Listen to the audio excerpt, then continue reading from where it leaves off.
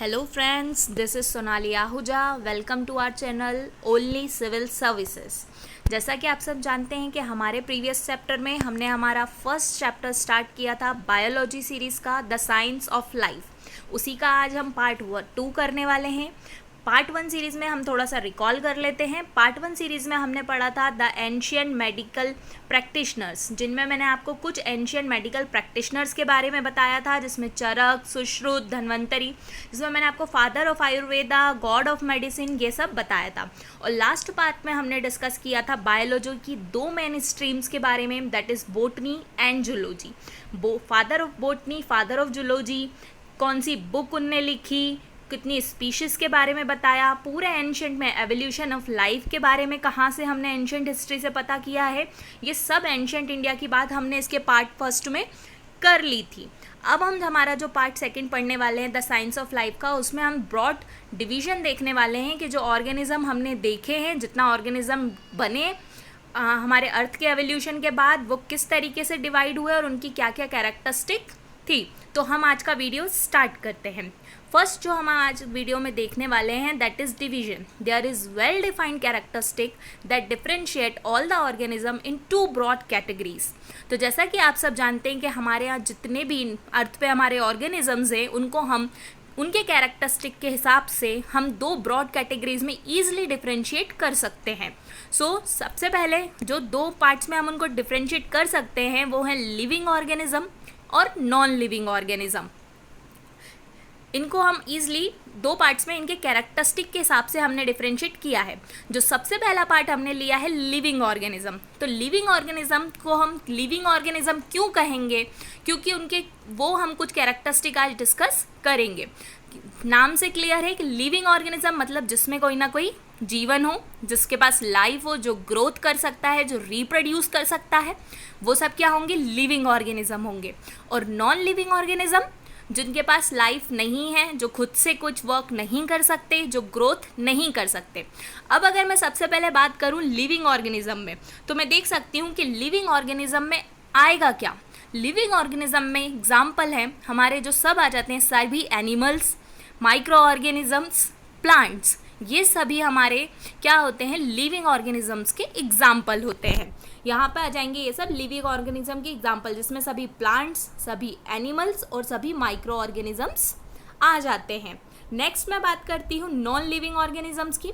तो non living organisms वो होते हैं जिनके पास लाइफ नहीं है, जिनका कोई लाइफ सिस्टम नहीं है, जिनका कोई ऑर्गेनाइजेशन नहीं है, जो ग्रोथ नहीं कर सकते हैं, वो सब आते हैं नॉन लिविंग में। तो नॉन लिविंग हमारी ह्यूमन मेड थिंग्स होती हैं, जो हमने बनाई हैं, ऑल मशीनरी, बिल्डिंग्स, एवरीथिंग, जिसके जो सब हमने बनाया human made, that all are non living. Non living organisms हम यहाँ पर लेकिन ब्रॉडली जो हमारे एग्जाम पर्पज से पूछा जाता है दैट इज़ लिविंग ऑर्गेनिज्म, कि लिविंग ऑर्गेनिज्म की क्या क्या कैरेक्टरिस्टिक होती है। किसी भी ऑर्गेनिज्म को अगर मैं लिविंग बोल रही हूँ तो क्यों बोल रही हूँ, किस बेसिस पे बोल रही हूँ, उसकी कैरेक्टरिस्टिक क्या क्या हैं। तो वही आज हम डिस्कस करने वाले हैं कि लिविंग ऑर्गेनिज्म की कैरेक्टरिस्टिक क्या क्या होती हैं। बहुत डिटेल में मैं आपको हर एक कैरेक्टरिस्टिक बताने वाली हूँ। स्टार्ट करते हैं फ्रेंड्स। हमारी first characteristic that is organisation. Organisation से मतलब यहाँ पर है कि हर सेल, हर जितने भी चीज़ें हैं वो एक सेल्स से मिलकर बनी है, ग्रुप ऑफ सेल्स से मिलकर बनी है। जितनी भी चीज़ें हमारे वर्ल्ड में प्रेजेंट, हमारे यूनिवर्स में प्रेजेंट हैं, तो वही सब वो क्या है, कैरेक्टरिस्टिक है लिविंग ऑर्गेनिज्म का। लिविंग ऑर्गेनिज्म कहता है कि every organism is composed of single cell. These cells are organised to form multicellular organism which give different size, shape and function. मतलब हर ऑर्गेनिज्म जो एक लिविंग है वो अलग अलग सेल्स से, सभी क्या है, सेल्स से मिलकर बने हैं, बट सबका साइज, शेप और फंक्शन अलग अलग होता है। मल्टी सेल्यूलर 2 टाइप के ऑर्गेनिजम्स होते हैं, यूनिसेल्यूलर ऑर्गेनिज्म और मल्टी सेल्यूलर ऑर्गेनिज्म। हम अभी दोनों के बारे में बात करेंगे, बट फर्स्ट हम बात करते हैं कि ऑर्गेनाइजेशन क्यों बोला गया है, क्योंकि एक प्रॉपर ऑर्गेनाइजेशन की तरह लिविंग ऑर्गेनिज्म भी डेवलप होता है। जैसे कि यहाँ देख सकते हैं आप कि सबसे पहले हम जो सबसे स्मॉलेस्ट यूनिट होती है किसी भी ऑर्गेनिज्म की, दैट इज सेल। वो सोले ग्रुप ऑफ सेल, जब सेल्स आपस में मिलते हैं, एक ग्रुप बनाते हैं, तो वो ग्रुप क्या कहलाता है, टिश्यू। वो ग्रुप कहलाता है टिश्यू। जब टिश्यूज अपना ग्रुप फॉर्म करते हैं और बहुत सारे टिश्यू आपस में मिलते हैं तो बनता है एक ऑर्गन, और बहुत सारे ऑर्गन्स मिलके पूरा एक सिस्टम बनाते हैं, और ये ऑर्गन सिस्टम्स मिलाकर एक ऑर्गेनिज्म को फॉर्म करते हैं। जिस तरीके से यहाँ पर मैं आपको दिखाऊं, ये देखिए फ्रेंड्स, ह्यूमन बींग्स में सबसे पहले एक सेल डेवलप हुआ, उससे टिश्यू बना, टिश्यू से ऑर्गन, और बहुत सारे ऑर्गन्स ने मिलकर ऑर्गन सिस्टम बनाया और बना एक ऑर्गेनिज्म। तो इस तरीके से प्लांट्स में भी, ह्यूमंस में भी, जितने भी लिविंग ऑर्गेनिज्म है सब में ये पूरा एक सिस्टम वर्क करता है जिससे एक पूरा ऑर्गेनिज्म फॉर्म होता है। तो जितने भी लिविंग ऑर्गेनिज्म है वो सब इसी तरीके से फॉर्म होते हैं। पहले एक सिंगल सेल होता है, जो cell group of cell tissue group बना के एक टिश्यू फॉर्म करते हैं, टिश्यू ऑर्गन फॉर्म करता है, फिर organ system, and at the end हमारा बनता है ऑर्गेनिज्म। तो ये सबसे फर्स्ट कैरेक्टरिस्टिक है हमारे लिविंग ऑर्गेनिज्म की, जिसको हम कहते हैं ऑर्गेनाइजेशन। ये एक पूरा ऑर्गेनाइजेशन मिलकर काम करता है। अब अभी जैसे मैंने आपको बताया कि कोई भी ऑर्गेनिज्म अगर वो सेल्स से मिलकर बन रहा है तो वो सेल्स कितनी होंगी, अलग अलग वेराई करती हैं अलग अलग ऑर्गेनिज्म के हिसाब से। तो वो यूनिसेल्युलर भी हो सकता है और एक से कई ज़्यादा सेल्स में भी हो सकता है। तो हम लिविंग ऑर्गेनिज्म का सब डिवीजन में देखें तो on the basis of their organisation living organism are subdivided into 2 parts. तो फ्रेंड्स, उनके ऑर्गेनाइजेशन के बेसिस पे कि वो किस तरीके से बने हैं, कितनी सेल्स से बने हैं, उसके हिसाब से हम उन्हें 2 पार्ट्स में सब डिवाइड कर सकते हैं, यूनिसेल्युलर और मल्टीसेल्युलर। नाम से क्लियर है, यूनी मीन्स सिंगल, यूनी मतलब हो जाता है सिंगल। एक सिंगल सेल से मिलकर जो भी ऑर्गेनिज्म बना है वो मेरा कहलाता है यूनिसेल्युलर ऑर्गेनिज्म, यूनिसेल्युलर ऑर्गेनिज्म कहलाएगा। तो organism which consist of single cell वो क्या कहलाता है, यूनिसेल्युलर ऑर्गेनिज्म। और मल्टी यानी एक से कहीं ज़्यादा, मल्टी सेल से मिलकर जब कोई ऑर्गेनिज्म बनता है तो वो कहलाता है मल्टी सेल्युलर ऑर्गेनिज्म। दोनों ही बने सेल से हैं, बट नंबर ऑफ सेल्स के बेसिस पे हमने डिवाइड किया है उनको 2 पार्ट्स में, यूनिसेल्युलर और मल्टी सेल्युलर। मैं कुछ एग्जांपल्स आपको बता देती हूँ। These are the examples of unicellular organism. Unicellular organism जो सिंगल सेल से ड्राइव होते हैं, अमीबा, यूग्लिना, पैरामीशियम, ये स्लीपर सेल भी कहते हैं इसको क्योंकि ये स्लीपर के शेप का दिखाई देता है, पैरामीशियम और क्लेमेडोमोनास। ये क्लियर दिख नहीं पा रहा है, ये क्लेमेडोमोनास है। तो all these are unicellular organism, amoeba, euglena, paramecium, chlamydomonas, ये सब सिंगल सेल से बने। इस एक ही सिंगल सेल के अंदर इनके सारे फंक्शन परफॉर्म होते हैं, चाहे वो न्यूट्रिशन हो, डाइजेशन हो, एक्सक्रीशन हो, सभी तरीके के फंक्शंस इस सिंगल सेल में ही परफॉर्म करते हैं। बट अगर हम बात करें मल्टी सेल्युलर ऑर्गेनिज्म की, तो मल्टी सेल्युलर ऑर्गेनिज्म में ऐसा नहीं होता। मल्टी सेल्युलर ऑर्गेनिज्म में हर एक चीज़ डिफरेंट फंक्शंस के लिए बनी होती है। कई सारे ऑर्गन्स होते हैं, इनमें सबसे पहले एक सिंगल सेल फॉर्म होकर टिश्यू फॉर्म करता है, टिश्यूज आपस में ग्रुप बनाकर एक ऑर्गन बनाते हैं और बहुत सारे ऑर्गन मिलकर एक ह्यूमन बॉडी और एक ह्यूमन बॉडी या एनिमल बॉडी, एक मल्टी सेल्युलर ऑर्गेनिज्म को फॉर्म करते हैं। इसी तरीके से जो हमारे प्लांट्स होते हैं, प्लांट्स में भी पहले एक सेल बनता है जो टिश्यू फॉर्म करता है, जिसमें आपने पढ़ा होगा मेरिस्टेमेटिक, एपिथेलियल, अलग अलग टिश्यूज हैं जो हम आगे यूनिट्स में फर्दर इनकी डिटेल स्टडी करेंगे। उसके बाद एक ऑर्गन बनता है, ऑर्गन अलग रूट्स, स्टेम, लीव्स, अलग अलग ऑर्गन पूरे फॉर्म होते हैं और उस पूरे सब ऑर्गन्स को मिलके एक प्लांट फॉर्म होता है जिसको हम क्या बोल देते हैं, ऑर्गेनिज्म।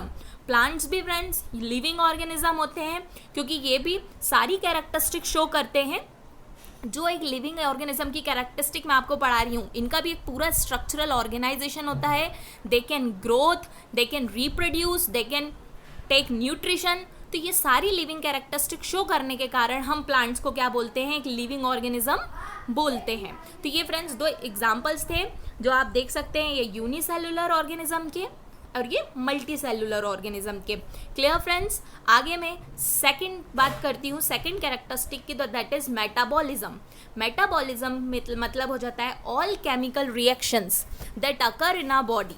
जितनी भी केमिकल रिएक्शंस हमारी बॉडी में होती हैं, चाहे उसमें हीट प्रोड्यूस हो रही है, हीट रिलीज हो रही है, वो सब क्या कहलाती हैं, मेटाबॉलिज्म। द सम टोटल, अगर मैं आपको डेफिनेशन की बात करूं तो the sum total of biochemical reactions involved in the release and the utilisation of energy within the organism is called metabolism. मतलब जिसमें भी हमारी एनर्जी रिलीज होती है या एनर्जी एब्जॉर्ब होती है, दोनों ही तरीके की बायोकेमिकल रिएक्शंस क्या कहलाती है, मेटाबॉलिज्म कहलाती है।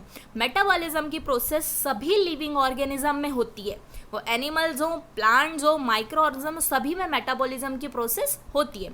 अब इन मेटाबॉलिज्म की प्रोसेस को भी हमने दो पार्ट्स में सब डिवाइड किया हुआ है, that is catabolism and anabolism. Catabolism and anabolism.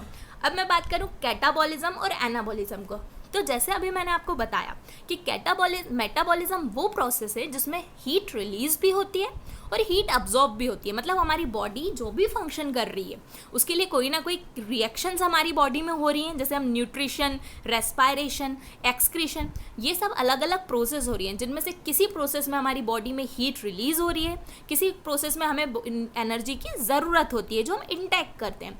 तो उसी सभी प्रोसेस को क्या कहते हैं, बायोकेमिकल रिएक्शंस यानी मेटाबॉलिज्म कहा जाता है। उसी के बेसिस पे एनर्जी रिलीज और एनर्जी एब्जॉर्ब करने के बेसिस पे मेटाबॉलिज्म को दो पार्ट्स में डिवाइड किया गया है, catabolism and anabolism. Firstly we discuss about the catabolism. Catabolism consisting of chemical reactions that break down complex substances resulting in the release of energy। Catabolism वो प्रोसेस है friends जिसमें हमारे अंदर जो भी सब्सटेंसेस होते हैं, जो भी बॉडी में फंक्शन होती है, उसको सिंपलर सब्सटेंसेस में ब्रेक डाउन करते हैं और रिलीज करते हैं। एग्जाम्पल से अगर मैं आपको समझाऊं तो फर्स्ट वन इज रेस्पायरेशन और एक्सक्रीशन। इसमें आप क्या देखते हैं, रेस्पायरेशन में हमारे जो कॉम्प्लेक्स सब्सटेंसेस हैं जो हमारी बॉडी में हम इंटेक करते हैं थ्रू एयर और ब्रीथिंग, उसको सिंपलर सब्सटेंसेस में कन्वर्ट किया जाता है और हमें एनर्जी मिलती है। तो ये भी क्या है, एक तरीके की कैटाबॉलिक प्रोसेस है। एक्सक्रीशन में भी आप यही देखते हैं कि हम जो भी इंटेक करते हैं कार्बोहाइड्रेट का ग्लूकोज फॉर्म में होता है और ग्लूकोज क्या करता है, ऑक्सीजन के साथ रिएक्शन करके हीट और एनर्जी प्रोड्यूस करता है जो हमारी बॉडी के लिए ज़रूरी है। और इसलिए जिसमें भी एनर्जी प्रोड्यूस होती है ब्रेकडाउन ऑफ सब्सटेंसेस से, तो इस तरीके की रिएक्शन क्या कहलाती है, कैटाबॉलिक रिएक्शंस कहलाती हैं। तो अगर आपसे एग्जांपल पूछे जाते हैं कैटाबॉलिक रिएक्शंस के, तो रेस्पायरेशन एंड एक्सक्रीशन। या आपसे ये भी पूछा जा सकता है कि रेस्पायरेशन कैसी प्रोसेस है, एक्सोथर्मिक तो एंडोथर्मिक, तो ये भी आप बता सकते हैं कि ये एक्सोथर्मिक रिएक्शन है क्योंकि इसमें हीट प्रोड्यूस होती है। ये वैसे केमिस्ट्री का पार्ट है तो हम केमिस्ट्री पार्ट में इसको और ज़्यादा डिटेल में देखेंगे। सेकेंड रिएक्शन की मैं बात करती हूँ, that is anabolism. Anabolism consisting of chemical reactions that form complex substances from simpler substances resulting in the formation of more protoplast और देयरफॉर ग्रोथ। तो ये कैटाबॉलिज्म की बिल्कुल अपोजिट रिएक्शन है। जैसा मैंने आपको बताया कि कैटाबॉलिज्म में सिंपलर कॉम्प्लेक्स सब्सटेंस डिवाइड होकर सिंपलर सब्सटेंस बनाते हैं, इसमें बिल्कुल अपोजिट होता है। इसमें complex substance form simpler complex substance बनते हैं सिंपलर सब्सटेंसेस से, तो ये बिल्कुल अपोजिट प्रोसेस हो जाती है और इसमें भी एनर्जी हमें मिलती है। तो इसमें एनर्जी का हमें यूज़ करना पड़ता है ताकि हम क्या कर सकें, सिंपलर सब्सटेंसेस से कॉम्प्लेक्स सब्सटेंस को फॉर्म कर सकें। तो इस तरीके की प्रोसेस कहलाती है एनाबॉलिज्म प्रोसेस। एनाबॉलिज्म प्रोसेस की अगर मैं एग्जांपल की बात करूं तो एग्जांपल होता है न्यूट्रिशन। एक और बात फ्रेंड्स कि एनाबॉलिज्म प्रोसेस में प्रोटोप्लास्ट का फॉर्मेशन होता है, प्रोटोप्लाज्म। अब प्रोटोप्लाज्म क्या होता है, प्रोटोप्लाज्म एक तरीके का जेली लाइक सब्सटेंस होता है। एक जेली लाइक सब्सटेंस है जो हमारी सेल के अंदर प्रेजेंट होता है। सेल में कई सारी ऑर्गेनेलीज होती हैं, इन ऑर्गेनेलीज के बीच में ये हमारे सेल में एक सेल है। अगर मैं आपको बताती हूँ, हमारे सेल के चारों तरफ एक सेल वॉल प्रेजेंट होती है, प्लांट सेल में, एनिमल सेल में प्लाज्मा मेम्ब्रेन प्रेजेंट होती है और इसके अंदर ऑर्गेनेलीज होते हैं। इन ऑर्गेनेलीज के बीच में एक जेली लाइक सब्सटेंस फिल होता है जिसको हम कहते हैं प्रोटोप्लास्ट। तो जो रिएक्शन होती है एनाबॉलिज्म, इसमें प्रोटोप्लास्ट का फॉर्मेशन होता है, प्रोटोप्लाज्म का फॉर्मेशन होता है। और इसके अगर एग्जाम्पल की बात करें तो एनाबॉलिज्म का एग्जाम्पल है न्यूट्रिशन। न्यूट्रिशन की प्रोसेस में भी क्या होता है कि हम जो कॉम्प्लेक्स सब्सटेंस सिंपलर सब्सटेंसेस से हम एक कॉम्प्लेक्स सब्सटेंस फॉर्म करते हैं और कॉम्प्लेक्स सब्सटेंस फॉर्म करते हैं और हमें एनर्जी का यूज़ करना पड़ता है। इस तरीके की रिएक्शन क्या कहलाती है, न्यूट्रिशन रिएक्शन कराती है। अगर सिंपल लैंग्वेज में बात करें तो एनाबॉलिज्म वो रिएक्शन है जिसमें किसी भी चीज़ का सिंथेसिस होता है, मतलब कोई ना कोई न्यू फॉर्म, न्यू प्रोडक्ट बनता है, वो प्रोसेस क्या कहलाती है, एनाबॉलिज्म। और कैटाबॉलिज्म की प्रोसेस में प्रोडक्ट्स का ब्रेक डाउन होता है, प्रोडक्ट्स अब टूटता है कॉम्प्लेक्स फॉर्म से और सिंपलर फॉर्म में आता है। तो इस तरीके की रिएक्शन ये दोनों हमारी किसके अंदर आती है, मेटाबॉलिज्म, जो एक लिविंग ऑर्गेनिज्म का कैरेक्टरिस्टिक है, जो एक लिविंग ऑर्गेनिज्म में होते हैं। तो इसके एग्जाम्पल्स अगर आपसे पूछे जाएं तो एग्जाम्पल है कैटाबॉलिज्म का रेस्पायरेशन एक्सक्रीशन और एनाबॉलिज्म का न्यूट्रिशन। फ्रेंड्स, अब हम चलते हैं हमारी third characteristic, that is reproduction. Reproduction की कैपेसिटी सभी लिविंग ऑर्गेनिजम्स में होती है। It is the basic characteristic of living organism that living organism are multiplied to form new individuals by sexual और असेक्सुअल मेथड। किसी भी मेथड से form कर सकते हैं ये नहीं, लेकिन हर लिविंग ऑर्गेनिज्म की एक कैरेक्टरिस्टिक है, वो रिप्रोड्यूस करता है, चाहे वो एनिमल हो, प्लांट हो, माइक्रो ऑर्गेनिज्म हो, सभी क्या करते हैं, रिप्रोड्यूस करते हैं। मतलब रिप्रोडक्शन मतलब अगर सिंपल लैंग्वेज में समझे तो हम अपनी एक जनरेशन से दूसरी जनरेशन में जाना, को बढ़ाना। जब हम हमारी मदर बर्थ करती है तो मतलब वो रिप्रोड्यूस कर रहे हैं कि एक से दूसरी जनरेशन को बढ़ा रहे हैं। तो इस तरीके की प्रोसेस रिप्रोडक्शन करती है। इसमें क्या होता है, जितनी भी मैंने अभी आपको बताया है कि हम सब सेल्स से मिलकर बने हैं, सभी ऑर्गन किससे है, एक सिंपल सेल्स से मिलकर बने हैं, स्मॉलेस्ट यूनिट सेल है। तो ये सेल आपस में रेप्लिकेट होती हैं और नए इंडिविजुअल को फॉर्म करती हैं। तो इसी प्रोसेस को मल्टीप्लाइड करके क्या न्यू इंडिविजुअल फॉर्म करती हैं। अब इनकी दो मेथड्स हो सकती हैं, सेक्सुअल भी, असेक्सुअल भी। सेक्सुअल मेथड और असेक्सुअल हम रिप्रोडक्शन पार्ट में डिटेल में पढ़ेंगे। अभी यहाँ पे मैं बताया कि दोनों तरीके से, दोनों मेथड्स आप नेम याद रख सकते हैं। रिप्रोडक्शन की सेक्सुअल मेथड भी हो सकती है जिसमें मदर और फादर दोनों की ही ज़रूरत होती है, और असेक्सुअल रिप्रोडक्शन में ज़रूरी नहीं है कि हमें दोनों की ज़रूरत हो। ओनली सिंगल सेल ऑर्गेनिज्म जितने भी हैं मोस्टली वो सब असेक्सुअल रिप्रोडक्शन करते हैं। तो इस तरीके से ये भी एक कैरेक्टरिस्टिक है जो एक लिविंग ऑर्गेनिज्म के बारे में हमें बताता है। Now come to the fourth characteristic. Fourth characteristic है न्यूट्रिशन, कि जितने भी लिविंग ऑर्गेनिज्म होंगे उन्हें अपनी ग्रोथ के लिए, उन्हें लाइफ के लिए, जीने के लिए उन्हें न्यूट्रिशन की ज़रूरत होगी। तो उन्हें एनर्जी के लिए कुछ ना कुछ इंटेक करना ही पड़ेगा। तो उसे ही हम क्या कहते हैं, न्यूट्रिशन। अब न्यूट्रिशन भी दो टाइप की हो सकता है, ऑटोट्रॉफिक और हेट्रोट्रॉपिक।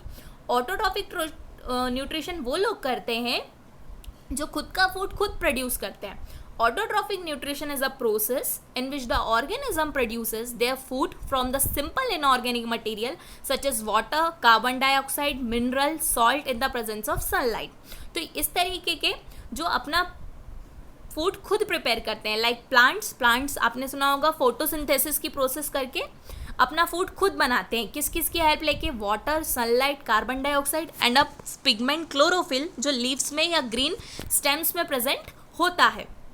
उससे ऐसे टाइप के ऑर्गेनिज्म जो खुद का फूड खुद बनाते हैं ऑटोट्रॉफिक कहलाते हैं। इसका एग्जांपल बात करें तो प्लांट्स, अलगी और यूग्लिना। अलगी और यूग्लिना भी खुद का फूड खुद बनाते हैं। सेकेंड वन अगर हम बात करें heterotrophic. Heterotrophic organism are those organism which depend on other plants and animals for their energy and nutrients. Second type के वो होते हैं ऑर्गेनिज्म जो अपने फूड खुद प्रिपेयर नहीं कर पाते, वो किसी अदर एनिमल पे डिपेंड रहते हैं। फ्रेंड्स, जैसे हम ह्यूमन बीइंग भी अपना फूड खुद प्रिपेयर नहीं कर सकते, हमें बाहर से इंटेक करना पड़ता है, हमें एनर्जी के लिए न्यूट्रिएंट्स लेने पड़ते हैं। तो हम भी एक तरीके के सोशल एनिमल्स हैं। तो ऑल एनिमल्स, ह्यूमन बीइंग सभी किस में आते हैं, हेट्रोट्रॉपिक होते हैं। सभी फंगाई भी आपने देखा होगा फ्रेंड्स, ब्रेड वगैरह जितनी भी मॉइस्ट प्लेसेस रहती हैं वहाँ पे फंगाई लग जाती है, वो अपना न्यूट्रिएंट्स किसी और से लेती है। और जितने पैरासाइट्स भी हमेशा अपनी होस्ट सेल से अपना न्यूट्रिशन लेते हैं। तो इस तरीके से दो टाइप के न्यूट्रिशन होते हैं, दोनों तरीके का इंटेक हो सकता है, ऑटोट्रॉपिक भी और हेट्रोट्रॉपिक भी। खुद भी कुछ ऑर्गेनिज्म ऐसे भी हैं जो अपना फूड खुद प्रिपेयर करते हैं, और कुछ ऐसे भी हैं जो दूसरे ऑर्गेनिजम्स पे, प्लांट या एनिमल, दूसरों पे क्या रहते हैं, अपने फूड के लिए प्रिपेयर रहते हैं। बट जितने भी लिविंग ऑर्गेनिज्म होंगे उनके लिए न्यूट्रिशन एक बहुत इंपॉर्टेंट कैरेक्टरिस्टिक है। Now fifth one is growth. अगर कोई भी लिविंग ऑर्गेनिज्म है तो वो ग्रो करेगा ही, और उसकी ग्रोथ होना है, but the growth is irreversible.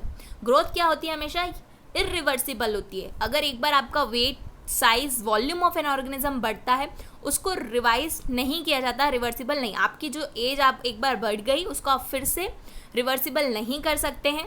Wait कम ज़्यादा फ्रेंड्स हो सकता है, बट साइज, वॉल्यूम, इसको आप नहीं कम कर सकते हैं। ये इरिवर्सिबल प्रोसेस है ग्रोथ। हम अगर एक बार 1 साल के हैं, फिर 2 के ही होंगे, फिर 3 के ही होंगे, फिर 4 के ही होंगे, इसको हम रिवाइज नहीं कर सकते हैं। ये कंटिन्यू प्रोसेस है जो चलती रहती है। बट इसमें भी हम 2 टाइप्स में देखते हैं। कुछ ग्रोथ ऐसी होती है जो कंटिन्यू हमारी बॉडी में हो रही है, बट कुछ ग्रोथ ऐसी हैं जो एक एज के बाद रुक जाती हैं। जैसे हमारी हाइट बढ़ना, हमारे टीथ ग्रो कर जाते हैं कि एक एज तक पूरे आ जाते हैं, उसके बाद हमारे साइज बॉडी का, ये सब हमारा एक एज तक होता है। बट कुछ चीज़ें जैसे हमारे नेल्स, हमारे hairs continue through out the life बढ़ते रहते हैं। तो कुछ चीज़ें ऐसी हैं जिनकी ग्रोथ कंटिन्यूस होती रहती है, और कुछ ग्रोथ ऐसी हैं जो एक टाइम के बाद रुक जाती हैं, बट किसी को भी हम रिवर्सिबल नहीं कर सकते हैं। 6th is responsiveness. रिस्पॉन्सिवनेस को in other words we can say that sensitivity. Sensitivity भी एक लिविंग ऑर्गेनिज्म में कैरेक्टरिस्टिक है। All living organism respond to physical और chemical stimuli like temperature, light, chemical touch. जितने भी लिविंग ऑर्गेनिज्म होंगे वो सेंसिटिव होंगे, वो रिस्पॉन्स करेंगे। हम भी फ्रेंड्स, अगर हमारा हाथ किसी ठंडी चीज़, गर्म चीज़ पे लग जाता है, हम तुरंत अपना हाथ हटा लेते हैं, क्योंकि हम लिविंग ऑर्गेनिज्म में हम स्टिमुलाई के लिए रिएक्ट करते हैं। इसी तरीके से कोई भी लिविंग ऑर्गेनिज्म होगा वो रिएक्ट करता है। प्लांट्स भी होते हैं कुछ, जैसे मिमोसा लीव्स, इसका बहुत बार एग्जांपल पूछा जाता है। Mimosa leaves sensitive to touch होते हैं। आपने सुना होगा छुई मुई का पौधा। छुई मुई का पौधा को, जैसे ये मैंने आपको पिक्चर दिखाया हुआ है फ्रेंड्स, ये छुई मुई का पिक्चर है। इसकी लीव्स की आपको छोटी छोटी लीव्स आसपास दिख रही हैं। इसको जैसे ही आप टच करोगे अंदर की तरफ मुड़ जाती हैं, क्योंकि ये टच के लिए सेंसिटिव होती हैं। तो ये प्लांट्स में रिस्पॉन्सिवनेस का बहुत अच्छा एग्जाम्पल है। नेक्स्ट हम बात करते हैं अडॉप्टेशन। अडॉप्टेशन मीन्स होता है फ्रेंड्स कि किसी भी इन्वायरमेंट में, किसी भी जगह पे खुद को अडॉप्ट कर लेना। आपने देखा है हमारे यहाँ बायोडाइवर्सिटी है, हमारे यहाँ बायोडाइवर्सिटी है, जिससे कहीं बहुत ज़्यादा ठंड पड़ती है, कहीं बहुत ज़्यादा गर्मी होती है, कहीं सीजन हमेशा बारिश का रहता है, कहीं बहुत रफ रहता है, कहीं सूखा रहता है। बट वहाँ जो भी लोग रहते हैं, वहाँ जितने भी लिविंग ऑर्गेनिज्म है, वो खुद को उस इन्वायरमेंट के हिसाब से अडॉप्ट करते हैं। तो all living organism have capacity to adopt themself to changing environmental conditions. Plants and animals are adopted by changing their structure, physiology and behaviour. वो खुद को अडॉप्ट करते हैं। अडॉप्टेशन एक अलग चैप्टर है, हम उसको भी डिटेल करेंगे। उसमें अलग अलग अडॉप्टेशन हमसे पूछे जाते हैं कि कौन से सीजन में कौन सा प्लांट किस तरीके से किस प्लेस पे अपन को अडॉप्ट करता है, कब वो लीव्स को थ्रोन्स में चेंज करता है, कब। तो इस तरीके से हमें अलग अलग अडॉप्टेशन करना भी एक लिविंग ऑर्गेनिज्म का एग्जाम्पल कैरेक्टरिस्टिक है, कि वो खुद जहाँ पर भी रहते हैं खुद उस इन्वायरमेंट के हिसाब से खुद को अडॉप्ट कर लेते हैं, खुद को इस हिसाब से ढाल लेते हैं। मतलब जो लोग ठंड में रहते हैं वो ऐसी अपनी उनकी बॉडी को इस तरीके से बनाते हैं कि वो ईजिली ठंड को बर्दाश्त कर सकते हैं। जो लोग गर्मी में रहते हैं उनकी बॉडी इस तरीके से अडॉप्ट हो जाती है कि वो गर्मी को ईजिली बर्दाश्त कर सकते हैं। तो इस तरीके से एडॉप्टेशन भी एक लिविंग ऑर्गेनिज्म की कैरेक्टरिस्टिक है, कि जो भी लिविंग ऑर्गेनिज्म है, चाहे वो प्लांट्स हो, एनिमल्स हो, वो खुद को इस तरीके से बना लेते हैं कि वो इन्वायरमेंट के साथ सर्वाइव कर पाएँ। Next one is movement. जो भी लिविंग ऑर्गेनिज्म है वो मूवमेंट भी कर। Living organism have the capacity to move from one place to another place. जितने भी लिविंग ऑर्गेनिजम्स होते हैं उनके पास कैपेसिटी होती है कि वो एक प्लेस से दूसरे प्लेस पे जा सकते हैं, यानी मूवमेंट कर सकते हैं। Next one is respiration. ये भी फ्रेंड्स लिविंग ऑर्गेनिज्म की कैरेक्टरिस्टिक है। All living organism take oxygen and release carbon dioxide. इस प्रोसेस को रेस्पायरेशन कहा जाता है। जितने भी लिविंग ऑर्गेनिज्म है वो ऑक्सीजन को लेते हैं और कार्बन डाइऑक्साइड को बाहर निकालते हैं। फ्रेंड्स प्लांट्स में ये चीज़ अपोजिट होती है। प्लांट्स कार्बन डाइऑक्साइड का इंटेक करते हैं, कार्बन डाइऑक्साइड को लेते हैं और ऑक्सीजन को बाहर करते हैं। लेकिन ये प्रोसेस भी 2 टाइप्स की हो सकती है रेस्पायरेशन, एरोबिक और एनारोबिक। एरोबिक रेस्पायरेशन वो होता है जब प्रेजेंस ऑफ ऑक्सीजन होता है। ऑक्सीजन की प्रेजेंस में जब होगा तो वो एरोबिक रेस्पायरेशन लेता है। बट कुछ ऐसे भी लिविंग ऑर्गेनिज्म हैं जो in the absence of oxygen respiration करते हैं। तो इस तरीके के रेस्पायरेशन को एनारोबिक रेस्पायरेशन कहा जाता है। तो ये 2 टाइप्स हैं जिसके थ्रू रेस्पायरेशन किया जा सकता है। एक एक्सेप्शन है कि एरोबिक रेस्पायरेशन मोस्टली जितने भी ह्यूमन बींग्स हैं और एनिमल्स हैं वो ऑक्सीजन की प्रेजेंस में एरोबिक रेस्पिरेशन करते हैं, लेकिन जो माइक्रोब्स होते हैं, माइक्रोब्स जो माइक्रो ऑर्गेनिज्म हैं वो एनारोबिक रेस्पिरेशन करते हैं, वो ऑक्सीजन की एब्सेंस में भी रेस्पायर कर सकते हैं, रेस्पायर कर सकते हैं। तो ये हमारा रेस्पायरेशन हो गया, ये भी एक बहुत इंपॉर्टेंट कैरेक्टरिस्टिक है लिविंग बीइंग्स का। उसके बाद हम बात करते हैं हमारे next sum more characteristic of living organism. ये बहुत इंपॉर्टेंट कैरेक्टरिस्टिक्स थी, respiration, movement, adaptation, responsiveness, growth, nutrition, reproduction, ये सब मैंने आपके साथ डिस्कस किए। बट इसके अलावा और कुछ कैरेक्टरिस्टिक भी हैं जो एक लिविंग ऑर्गेनिज्म में पाई जाती हैं। First one is excretion. जितने भी लिविंग ऑर्गेनिज्म हैं ये एक्सक्रीट भी करते हैं। ये भी हम डिटेल में एक्सक्रीशन प्रोसेस चैप्टर में पढ़ेंगे, जिसमें आपको बताया कि हर लिविंग ऑर्गेनिज्म एक्सक्रीशन की प्रोसेस फ्रेंड्स सभी लिविंग ऑर्गेनिज्म करते हैं। बट ये है कि लिविंग ऑर्गेनिज्म की एक्सक्रीशन, सबका जो एक्सक्रीटरी प्रोडक्ट है वो डिफरेंट होता है। कोई यूरिक एसिड करता है, कोई यूरिया करता है, और कोई अमोनिया। तो इस तरीके से हर सबका क्या एक्सक्रीटरी प्रोडक्ट डिफरेंट होता है। Next one is cell life cycle.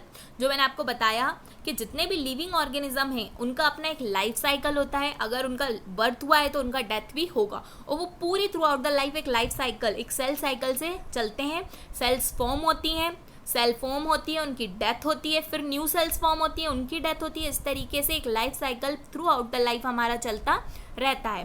Last one is differentiation.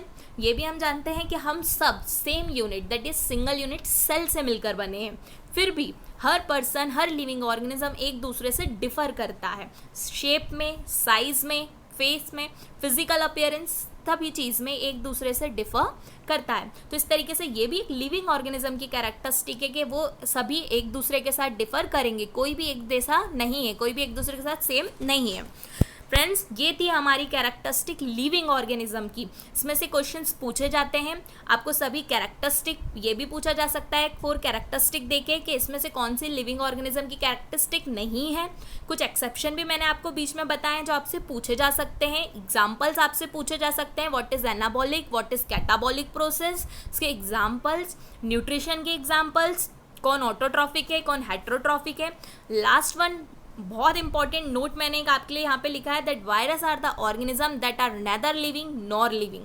ये भी फ्रेंड्स बहुत बार पूछा गया और आपसे पूछा जा सकता है कि वायरस एक ऐसा ऑर्गेनिज्म है जो ना तो लिविंग है और ना ही नॉन लिविंग है। क्यों फ्रेंड्स, क्यों इसको लिविंग ना नॉन लिविंग में नहीं रखा गया? क्यों?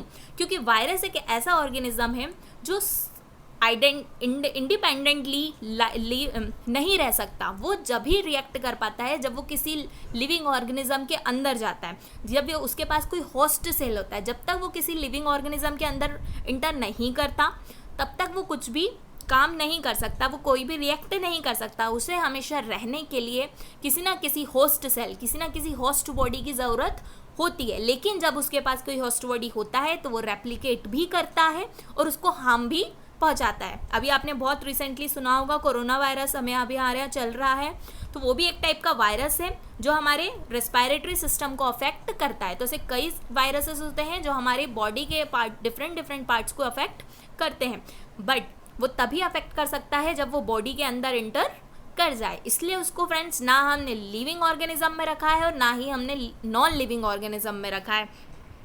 सो थैंक यू फ्रेंड्स, आज का वीडियो आज हम यहीं करते हैं। ये आज हमने पूरी कैरेक्टरिस्टिक कर ली है लिविंग ऑर्गेनिज्म की, और यहीं पर हमारा फर्स्ट चैप्टर एंड होता है, द साइंस ऑफ लाइफ। इसमें कुछ टॉपिक्स और हैं फ्रेंड्स, जिसमें कुछ आपको बुक्स बताई हैं, कुछ स्टडीज़ के बारे में बताया है कि किसकी कौन सी फेमस बुक है, किसने लिखी है, उनके राइटर्स के नेम, किस स्टडी को, कौन सी ब्रांच की स्टडी को क्या कहते हैं, वो फ्रेंड्स बीच बीच में मैं आपको वीडियोस बनाकर डालती रहूँगी। बट अभी नेक्स्ट लेक्चर में हम अपना सेकंड चैप्टर स्टार्ट करेंगे, that is cytology. So please friends do like, share, subscribe and comment if you have any doubt और एनी सजेशंस फॉर मी।